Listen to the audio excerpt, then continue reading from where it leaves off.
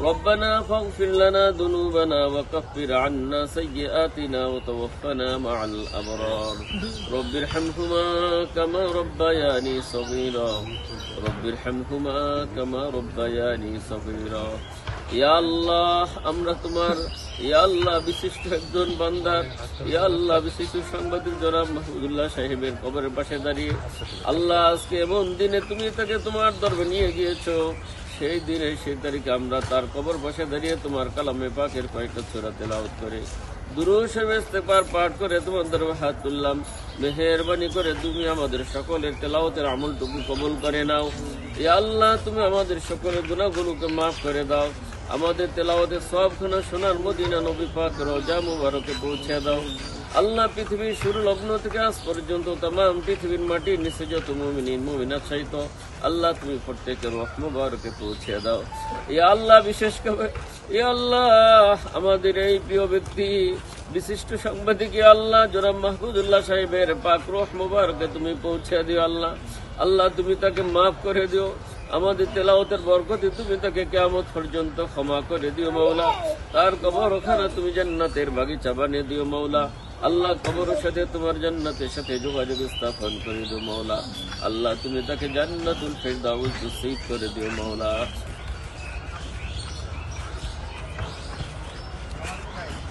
পরিবেশবিদ আমরা যাকে বলি বাংলাদেশ পরিবেশ সাংবাদিকতা আমার ছোটবেলা থেকে যে বইটি নিয়ে দাঁড়ালাম শুধু সংক্ষেপে বলব এই বইটি হচ্ছে আমার এই প্রিয় সদ্য বড় ভাই মাহফুজুল্লাহ তার জীবনের সর্বশেষ এই বইটি প্রকাশ আমি করলাম এবং এই বইটা 21শে বই মেলাতে আমি করেছিলাম আর এই বই প্রকাশ করার 11 দিন পরেই তিনি অসুস্থ হয়ে পড়েন আর এই 11 দিন অসুস্থ হওয়ার পরেই আর 2 সপ্তাহ পরে তিনি আমাদের কাছ থেকে চিরবিদায় নিয়ে চলে যান এই বইটি তার সর্বশেষ জীবনের একটি বই আমি ডকুমেন্ট সর্বশেষ রাখা একে কেবল এই প্রেম এটা বাংলা অনুবাদ করা আর এই বইটি হচ্ছে বাই হাসিদা বাংলাদেশের সাবেক রাষ্ট্রপতি মহান স্বাধীনতা ঘোষক শহীদ রাষ্ট্রপতি জিয়াউর রহমান এখানে ভূমিকা দেওয়ার কোনো বিষয় না ভাই হালকা কিছু বলবেন এই বইটা হলেন মাহফুজুল্লাহ ভাইয়ের একমাত্রই সম্বল এবং একমাত্র বইটি হলো এইটা আর এর পাশে হচ্ছে আরেকটি বই আমাদের সাবেক প্রধানমন্ত্রী দেশনেত্রী বেগম খালেদা জিয়ার একমাত্র একটি বই যেটা আমি করেছি প্রকাশক হিসাবে আর ভাই ছিলেন এই বইটার লেখক হার লাইফ হার স্টোরি ইংরেজিতে এটা বঙ্গানুবাদ করা হয়েছে বেগম খালেদা জিয়ার আত্মজীবনী একটি বই উনি লেখক আর এটা হচ্ছে শহীদ রাষ্ট্রপতি জিয়াউর রহমানের আত্মজীবনী বাংলা অনুবাদ এই দুইটি বই নিয়ে দাঁড়ালাম আমরা যারা এখানে উপস্থিত আছি আপনারা যারা শুনলেন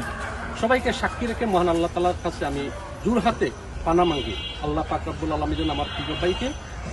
এত সুন্দর একটা মানুষ যেমন চেহারা তেমন স্বাস্থ্য তেমন কথা বলা তেমন লেখাপড়া তেমন বংশ পরিচয় এটা আসলে বাংলাদেশের বিরল মাহমুদুল্লাহ ভাইয়ের বড় ভাই আমি এখনই বলছি কর্মজীবন রাজনৈতিক জীবন তার যে কর্মের সুন্দর জিনিসগুলো উনি বাংলাদেশের জন্য করেছেন মাহমুদুল্লাহ ভাই ওই বইটি পড়লেই আমাদের দেশ নেত্রী বেগম খালেদা জিয়ার সম্বন্ধে অনেক কিছু জানতে পারে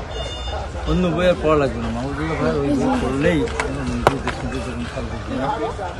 সব কিছু আমরা জানতে পারি এখানে আসছে সেই ডাক্তার জিয়া রহমানের কর্মকাণ্ড থেকে শুরু করে বিভিন্ন পর্যায়ে বিভিন্ন কর্মকাণ্ড যিনি করেছেন মুসলিমদের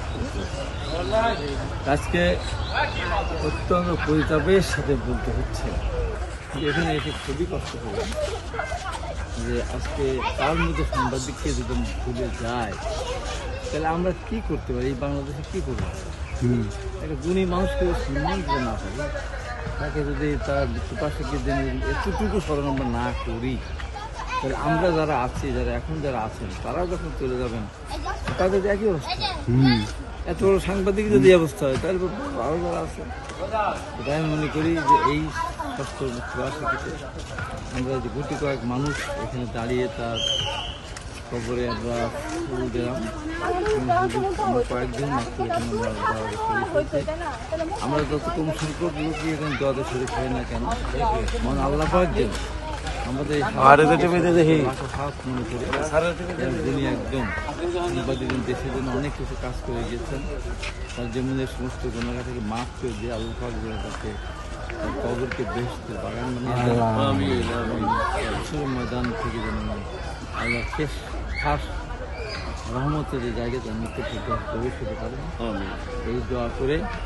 এবং সেই সাথে আরেকটা গভীর দুঃখের অত্যন্ত বেদনার সাথে আজ দুঃসংবাদ আমি জানতে চাই। আমার এলাকার নেতা আমাদের নেতা আমাদের ঈশ্বরদী পৌর বিএনপির সভাপতি ছিলেন, জেলা বিএনপির নেতা ছিলেন। বিগত ফ্যাসিস্ট সরকারের